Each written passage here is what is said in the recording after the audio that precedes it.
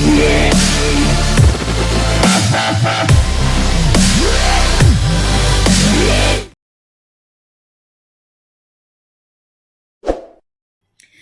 Assalamualaikum warahmatullahi wabarakatuh. Hari ini kita akan ke praktis formatif berdasarkan kepada buku Teks Sains KSSM tingkatan 4. Okey, kita akan ke praktis formatif 1.2 di bawah standard kandungan 1.2, pembuangan bahan sisa. Okey, dalam kelas yang lepas kita dah belajar macam mana untuk apakah standard SOP untuk mengendalikan bahan-bahan sisa, bagaimana nak dibuang. Okey, so ada bahan sisa yang kalau kita perhatikan boleh dibuang ke dalam sinki, ada bahan sisa yang boleh dibuang ke dalam sink. So yang kedua ialah kita juga melihat tentang bahan sisa biologi. Okey, bahan sisa biologi ni terbahagi kepada 4 kategori. Kategori A, B, C dan juga D. Okey, kita recall balik. Kategori A merupakan kategori untuk bahan sisa biologi yang terdiri daripada peralatan tajam. Yang kedua, bahan kategori B, kategori untuk bahan sisa biologi yang merupakan pepejal yang tidak tajam. Ketiga, bahan sisa kategori C, iaitu terdiri daripada bangkai. Dan yang keempat ialah bahan sisa biologi kategori D yang terdiri daripada cecair, contohnya seperti darah dan juga serum. Okey, jadi kita akan lihat untuk latihan dalam buku Teks Sains KSSM masing-masing di muka surat 10. Okey, dalam praktis formatif 1.2 kita diberikan dengan 4 soalan pengukuhan. Yang pertama, kita lihat satu persatu. Okey, soalan yang pertama, Asri ingin membuang asid hidroklorik pekat. So, highlightkan di situ ialah asid hidroklorik pekat dengan pH 3 ke dalam sinki tetapi telah dihalang oleh Selvi. Okey, jadi soalannya ialah adakah betul tindakan yang dilakukan oleh Selvi? Betul ke Selvi ni kena halang Asri daripada buang asid hidroklorik pekat tu ke dalam sinki? So, jawapannya ialah betul lah, sebab asid hidroklorik pekat tak boleh buang ke dalam sinki. Okey, kerana asid hidroklorik pekat mempunyai pH 3 adalah asid pekat yang membahayakan kehidupan dan juga mencemarkan alam sekitar. Okey, seterusnya yang kedua adalah soalan berkaitan dengan tandakan right bagi bahan yang boleh dibuang ke dalam sinki. Okey, bahan yang boleh dibuang ke dalam sinki ni terdiri daripada cecair yang mempunyai sifat asid ataupun alkali yang rendah. Okey, jadi awak fikir yang mana yang boleh, yang selamat lah kalau kita buang ke dalam sinki? Air suling, asid pekat, bahan radioaktif.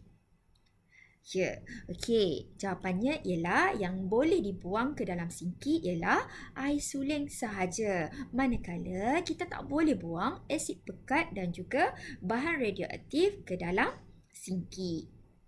Okey, seterusnya adalah soalan.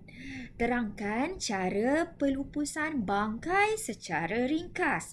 Okey, ini adalah soalan berdasarkan kepada bagaimana kita nak melupuskan apakah ini adalah bangkai ini adalah kategori untuk bahan sisa bahaya, betul? Bahaya, biologi. Okey, jadi bagaimana nak menguruskan? Bangkai ni adalah kategori C. Okey, bahan sisa kategori C. Jadi caranya yang pertama, bangkai ni kalau kita fikirkan dia apabila haiwan dia mati, dia akan mengalami proses perebutan penguraian yang membebaskan cecair. So first kali adalah kita perlu balut bahan penyerap dengan balut bangkai tersebut dengan bahan penyerap, contohnya kertas tisu. Kemudian kita bungkus rapi dan letakkan dalam beg plastik bahaya. Kemudian kita letak dalam peti sejuk beku. Okey, disejuk bekukan sehinggalah diambil oleh kontraktor terpilih untuk dilupuskan. Okey, saya ulang sekali lagi bagaimana kita nak melupuskan bangkai. Okey, kita letak dalam kepala ni. Okey, bangkai ni dia akan menghasilkan cecair. So, mula-mula sekali bila dia nak terurai tu dia akan menghasilkan cair. So, first sekali ialah kita kena balut dengan kertas, tisu dan kita masukkan dalam beg plastik bio bahaya. Kemudian kita simpan dalam peti sejuk beku sehinggalah kontraktor terpilih untuk datang ambil dan lupuskan bangkai tersebut. Okey. Seterusnya yang keempat. Okey, dalam soalan yang keempat, apakah yang perlu dilakukan sekiranya termometer di dalam makmal pecah? Okey. Bagaimana kita nak menguruskan termometer? Okay. First sekali ialah kita perlu tahu dalam termometer di dalamnya terdapat logam berat iaitu mercury. So mercury ni kalau dia terdedah, okay, so in case lah kalau dia pecah, lepas tu kena dekat tangan.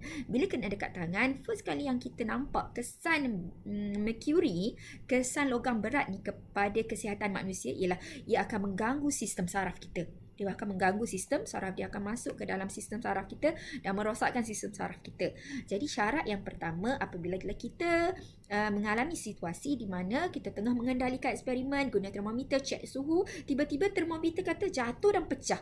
So cara yang pertama ialah maklumkan kepada guru atau pembantu makmal. Kedua, okey, bila dah pecah, mercury tu akan keluar tau. Mercury tu adalah macam pepecah cecair. Okey, bukan sorry. Mercury adalah cecair, logam dalam bentuk cecair yang berwarna agak silver, kelabu silver. Okey. So jadikan kawasan tumpahan tu sebagai kawasan larangan. Maksudnya sekeliling tu kita kena letak tip merah. Okey, jadikan kawasan sebagai kawasan larangan. Kemudian tabur sulfur. Sulfur tu kalau biasa yang awak tengok tu adalah belerang warna kuning tu. So tabur sulfur untuk menutupi kawasan tumpahan. Tabur sulfur tu. Okay, tabur atas tu. Okay, tabur dekat kawasan mercury yang tumpah tu. Kemudian hubungi jabatan bomba. Jangan pandai-pandai nak kutip lah, nak buat sendiri. Tak boleh. Okay, so first kali maklumkan kepada guru atau pembantu makmal. Jadikan kawasan yang tempat jatuh tadi sebagai kawasan larangan.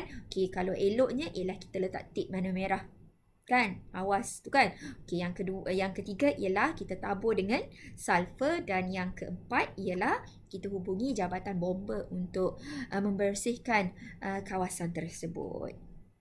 Okey, kita selesai untuk 4 soalan. Bagi sesi praktis formatif 1.2.